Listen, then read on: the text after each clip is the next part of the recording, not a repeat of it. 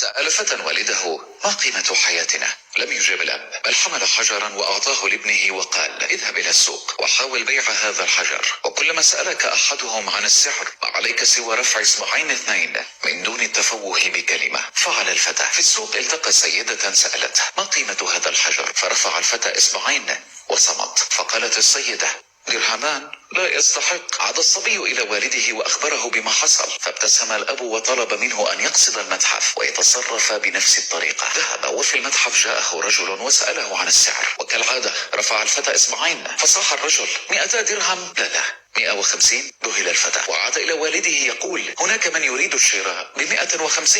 ابتسم الأب مجددا وطلب منه هذه المرة أن يقصد متجرا لبيع الحجارة الكريمة. أطاع الابن، ولما وصل المتجر اقترب منه أحدهم متعجبا يقول: حجر فريد ونادر، بكم تبيعه؟ فرفع الفتى إصبعيه. فقال الرجل: موافق، سأدفع لك 200,000 درهم. ركض الفتى إلى المنزل يصرخ: أبي، 200,000 درهم. فقال الأب: هل علمت الآن ما قيمة حياتك؟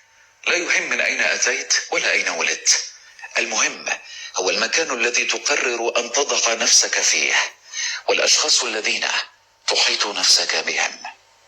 لما تيجي تنصح أي حد ما بيرضاش يسمع كلامك، حتى لو أنت أكبر منه، حتى لو عندك خبرة عنه، ما بيرضاش يسمع كلامك. وبالأخص لو أنت قريب منه، يسمع كلام الغريب ولا يسمعش كلام القريب. وتبقى بتبذل كل طاقتك عشان تنصحه صح وتوصل له المعلومة صح. ما بيرضاش. ما تتعبش نفسك. عارف هيتعلم امتى؟ لما يتلسع ويقع ويرجع يتشعبط فيك ويقول: يا ريتني سمعت كلامك. كلنا قلنا يا ريتني سمعت كلامك يابا، انما مع الاسف ما بنتعلمش غير بالطريقة الصعبة.